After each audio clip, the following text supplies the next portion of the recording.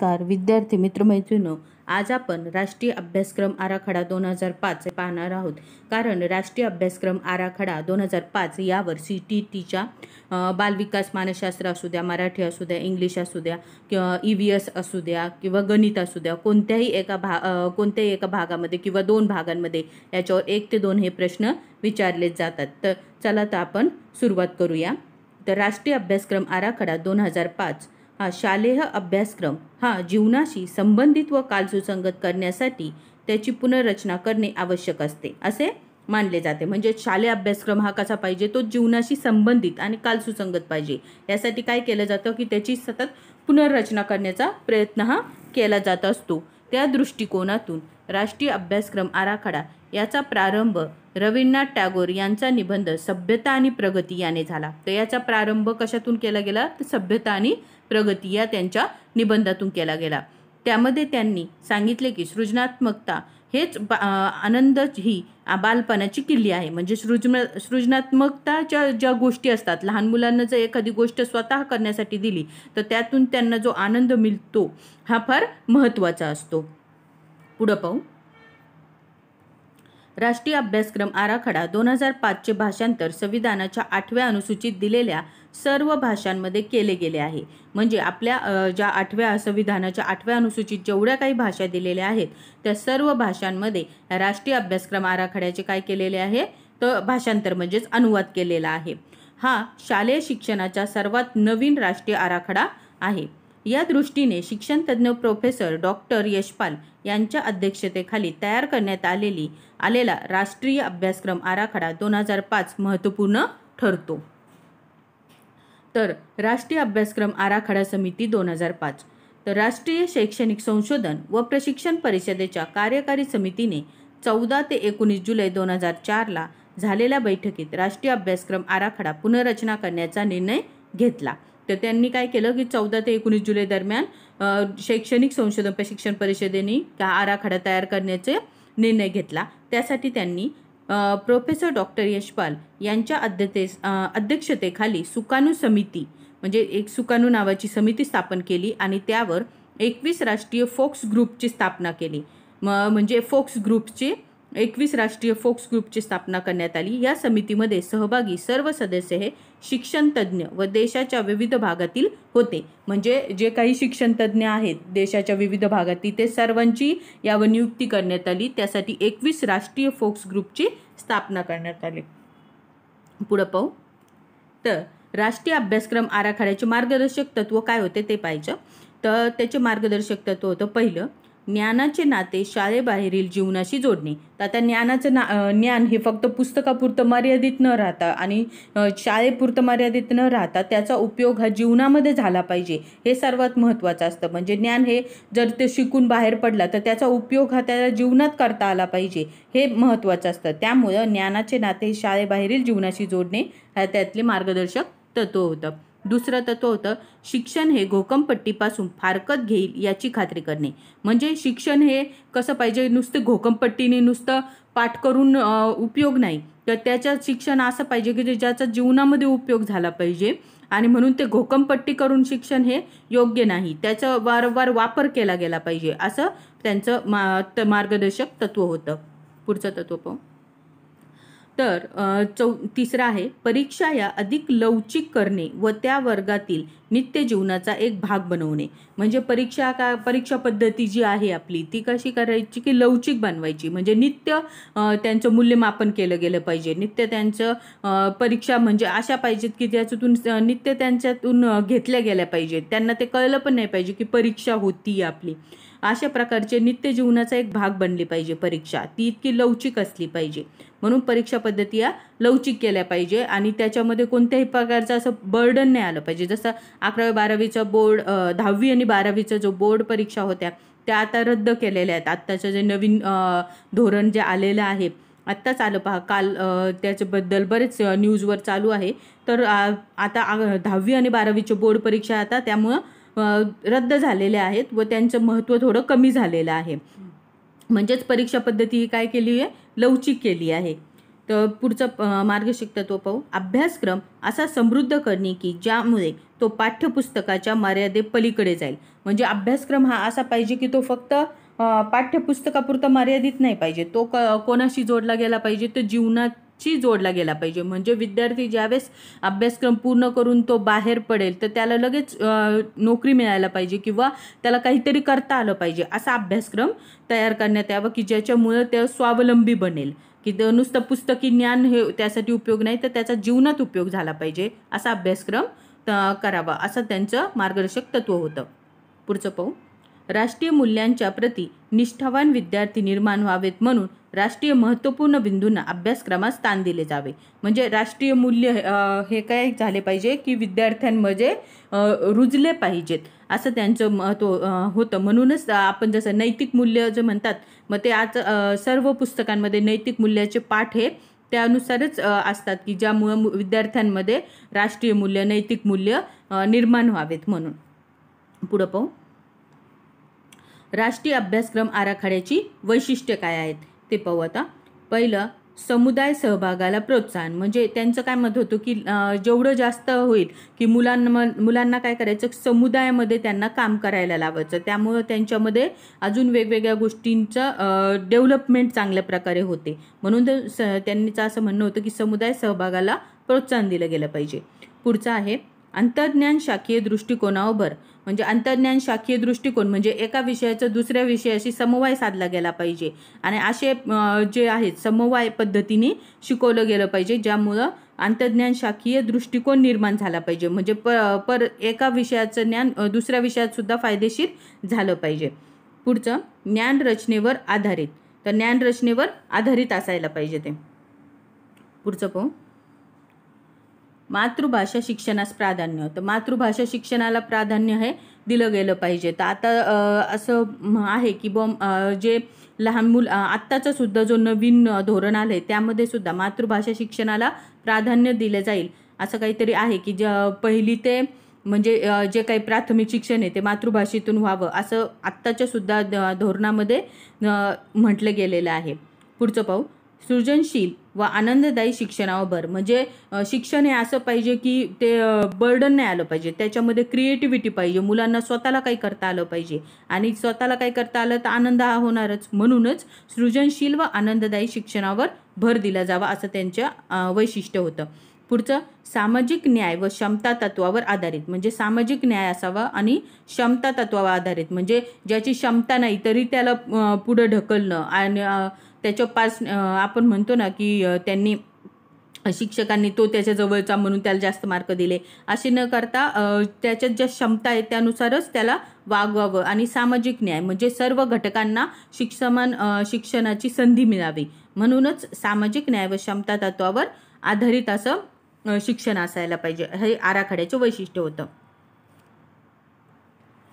पुढं, राष्ट्रीय अभ्यासक्रम आराखड्याचे वैशिष्ट्य लोकशाही जीवन पद्धतीचे संस्कार असायला पाहिजेत. पुढचं, शालाबाह्य संसाधनांचा वापर. म्हणजे शालाबाह्य संसाधनांचा वापर म्हणजे काय, तर शाळेच्या बाहेर जाऊन म्हणजे विद्यार्थ्यांना पोस्टात नेऊन किंवा विद्यार्थ्यांना प्रत्येक गोष्टीची अशी माहिती मिळायला पाहिजे. शालाबाह्य संसाधनांचा वापर म्हणजे जसं भूगोल असू द्या, भूगोलमध्ये काय केलं जाते, क्षेत्रभेटी घेतल्या जातात, बाहेर सहलीला नेलं जातं, मग सहलीद्वारे त्यांना वेगवेगळ्या ठिकाणची माहिती दिली जाते. नद्या, नाले कुठे आहेत, काय कोणता भाग आहे, कोणत्या प्रकारचे दगड आहेत, कोणत्या प्रकारच्या नद्या आहेत, हे सर्व गोष्टींचं काय झालं तर एक संसाधन म्हणून वापर केला जातो. म्हणूनच शालाबाह्य संसाधनांचा काय झाला वापर केला गेला पाहिजे. म्हणजे मुलांना फक्त शाळेमध्ये बांधून न ठेवता त्यांना बाहेर जाऊन बाहेरच्या संसाधनांचा वापर करून त्यांना ते ज्ञान दिलं गेलं पाहिजे. पुढचं पाहू. तर राष्ट्रीय अभ्यासक्रम आराखड्याचे स्वरूप काय होते, तर त्याचे 5 प्रकरण आहेत. तर त्यातलं पहिलं प्रकरण आहे ते म्हणजे दृष्टिकोन. तर पहिल्या प्रकरणामध्ये प्रास्ताविक आहे. मागे वळून पाहता राष्ट्रीय अभ्यासक्रम आराखडा, मार्गदर्शक तत्व आणि गुणवत्तेचे पैलू, शिक्षणाचा सामाजिक संदर्भ व शिक्षणाचे उद्दिष्ट या मुद्द्यांचा समावेश करण्यात आलेला आहे यामध्ये. पुढं, ज्ञान व कौशल्य विकसित करण्यासाठी मुलांना कोणत्या प्रकारचे शिक्षण उपलब्ध होते यावर गुणवत्तेचा प्रश्न तपासावा लागतो. शैक्षणिक गुणवत्ता ही सर्वांगीण गुणवत्तेपासून वेगळी करता येणार नाही. यासाठी शांतता व पर्यावरण रक्षण आणि सामाजिक बदल या गोष्टी केवळ मूल्य शिक्षणात न ढकलता त्या शैक्षणिक गुणवत्तेच्या संकल्पनेच्या गाभ्यात अंतर्भूत केल्या पाहिजेत. म्हणजे शांतता, शिक्षण हे कसं पाहिजे, शांतता त्यातून निर्माण झाली पाहिजे आणि एक चांगला नागरिक निर्माण झाला पाहिजे आणि त्यातून पर्यावरण रक्षणाचे सुद्धा महत्त्व पटवलं गेलं पाहिजे आणि एक नागरिक असा निर्माण झाला पाहिजे जो सामाजिकतेच्या सर्व नियमांना पाळून सामाजिक बदल झाले पाहिजे. त्यातून जे जुन्या चुकीच्या गोष्टी आहेत त्या जाऊन नवीन गोष्टींना त्यांनी काय केलं पाहिजे, आत्मसात केलं पाहिजे. असा एक चांगला नागरिक त्या शिक्षणातून घडवला गेला पाहिजे असं त्यांचं म्हणणं होतं. पुढचं पाहू. प्रकरण 2, अध्यापन आणि ज्ञान, क्रियाशील विद्यार्थ्यांचे केंद्रीय महत्त्व. त्यातला पहिला पॉईंट आहे क्रियाशील विद्यार्थ्यांचे केंद्रीय महत्त्व.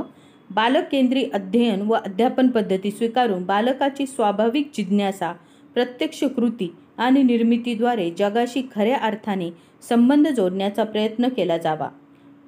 क्रियाशील व सामाजिक असणे हे टिकण्याचे खरे वैशिष्ट्य आहे. म्हणजे बालक केंद्रित शिक्षण पद्धती झाली पाहिजे आणि त्यामध्ये काय केलं पाहिजे तर प्रत्यक्ष कृतीवर विद्यार्थ्यांना जास्तीत जास्त भर दिला पाहिजे. बालकातली जी स्वाभाविक जिज्ञासा आहे ती ओळखून त्यांना प्रत्यक्ष कृती करण्यावर जास्तीत जास्त भर दिला पाहिजे आणि जे ज्ञान आहे ते बाहेरील जगाशी जोडलं गेलं पाहिजे. आणि ते काय मूल हे कसं झालं पाहिजे, क्रियाशील राहिलं पाहिजे नेहमी, की शिक्षक शिकवतंय आणि मूल आपलं शांत बसून फक्त ते ऐकतंय, मग ते काय होतं निष्क्रिय बनतं. म्हणून तसं न होता की त्यांना प्रत्यक्ष कृती करायला लावून ते क्रियाशील बनवणं आणि सामाजिक असणं, म्हणजे त्यांना समाजाशी जोडलं जाणं, त्यांना एकोपाने काम करण्यास सांगणं, सहयोगाने काम करण्यास सांगणं. त्यामुळं काय होतं की त्यांच्यात सामाजिकता निर्माण होते. हेच खरं काय आहे, एक वैशिष्ट्य आहे असं त्यांचं म्हणणं होतं. आराखड्यात लिहिलेलं आहे. पुढं पाहू. 2, शिकणाऱ्याशी संबंधित गोष्टी. तर शाळेतील सर्वांनी शारीरिक शिक्षणाच्या विरोधात ठाम भूमिका घेतली पाहिजे. सर्व घटकात शाळेच्या सीमा अधिक खुल्या असल्या पाहिजे. म्हणजे शाळेमध्ये जे काही आता तर ते बंदच झालेलं आहे की शाळेत जे पहिलं असायचे की शिक्षा दिल्या जायच्या, परंतु आता तशा शिक्षा दिल्या जात नाही. तर तेच आता म्हणजे आत्मसात केलेलं आहे की शारीरिक शिक्षा ज्या दिल्या जातात त्या बंद कराव्या आणि सर्व घटकांना शाळेच्या सीमा ह्या अधिक खुल्या केल्या जाव्या. म्हणजे सर्व घटकातील लोक जे आहेत किंवा विद्यार्थी जे आहेत ते सर्व शाळेमध्ये शिक्षण घेण्यासाठी आले पाहिजेत. पुढं पाहू. विकास व शिकणे.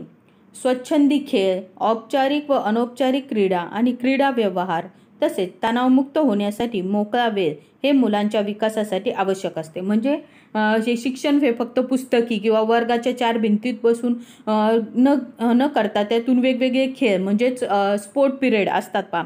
मग त्यामुळं काय होतं की मुलांमध्ये एक क्रीडा गुण जो असतो काही मुलांमध्ये असतो देखील आणि तो मग त्यांच्यामधला तो गुण बाहेर आला पाहिजे. म्हणजे फक्त ते शिक्षणामध्येच फार वर आले पाहिजे असं नाही, तर त्यांच्यातला जो क्रीडा गुण आहे तो सुद्धा त्याचा सुद्धा विकास झाला पाहिजे.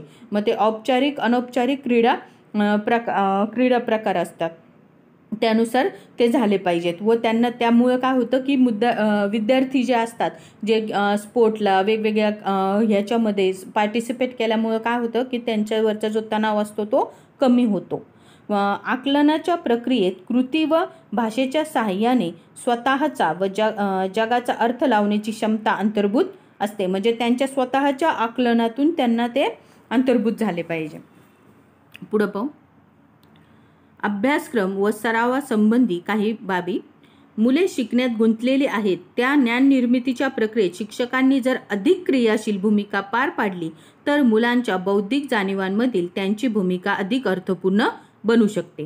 म्हणजे मुलांना तर शिक्षक शिकवतच असतात आणि मुले त्याकडे लक्ष देतही असतात. मग त्यांचे जे ज्ञान निर्मितीची क्रिया जी असते त्यामध्ये शिक्षकाने आणखीन चांगल्या प्रकारे स्वतःची भूमिका पार पाडल्यामुळे काय होतं की त्यांची जी शिक्षकाची जी भूमिका आहे ती मुलांच्या मनामध्ये चांगली निर्माण होते आणि ती अधिक अर्थपूर्ण, जी शैक्षणिक क्रिया ही अधिक अर्थपूर्ण बनू शकते. पुढं पाहू. ज्ञान व आकलन. अभ्यासक्रमातून तर्कशुद्ध विचार क्षमतेची ओळख होणे, सौंदर्याचा रसस्वाद घेणे, इतरांबद्दल संवेदनशील बनणे, एकत्र काम करणे या क्षमतांचा विकास झाल्यास ज्ञानाचा पाया रचला जाईल. पुढं पाहू. ज्ञानाची पुनर्निर्मिती. प्रकल्प विषयांवर आणि आंतरविद्याशाखीय अभ्यास, शैक्षणिक सहली, प्रयोगशाळा यामधून मुलांच्या ज्ञाननिर्मितीला वाव मिळतो. जे आपण मागच आत्ता पाहिलं की प्रकल्प केल्यामुळे, शैक्षणिक सहलीमुळं, प्रयोगशाळेमुळं त्यामुळं काय होत असतं की विद्यार्थ्यांच्या ज्ञाननिर्मितीला काय मिळत असतो? वाव मिळत असतो. पुढं पाहू. मुलांचे ज्ञान आणि स्थानिक ज्ञान. स्थानिक परिसरातील ज्ञान परंपराच्या शिक्षणातून विकसित केले जावे.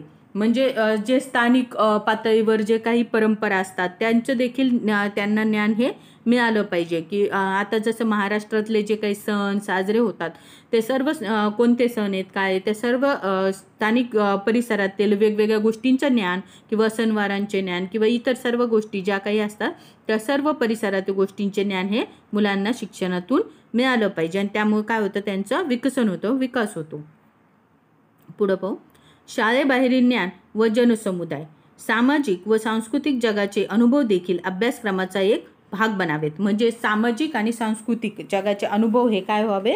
अभ्यासक्रमाचा एक भाग बनावे असं देखील त्यांचं म्हणजे राष्ट्रीय अभ्यासक्रम आराखड्यामध्ये लिहिलेलं आहे. तर विद्यार्थी मित्रांनो, ह्याचे 5 प्रकरणं आहेत. आज आपण 2 प्रकरणं घेतले. पुढच्या व्हिडिओमध्ये आपण किती मी पाहते किती येते त्यानुसार अजून 1 ते 2 व्हिडिओ होतील. मग त्यानुसार आपण ते मी त्याचे 1 ते 2 व्हिडिओ करून टाकते लवकरात लवकर. तर आजचा हा व्हिडिओ इथे संपलेला आहे. तर आजचा व्हिडिओ तुम्हाला कसा वाटला हे नक्की मला कमेंट करून कळवा. आणि तुम्हाला जर व्हिडिओ आवडला असेल तर नक्की इतर तुमच्या फ्रेंड्सबरोबर शेअर करा आणि व्हिडिओला लाईक करायला विसरू नका आणि सबस्क्राईब करायला विसरू नका. बरेचसे विद्यार्थी व्हिडिओ पाहतात परंतु त्यांना आवडला तरी ते लाईक करत नाही आणि सबस्क्राईब करत नाही. तर प्लीज सबस्क्राईब करा आणि लाईक करा. धन्यवाद.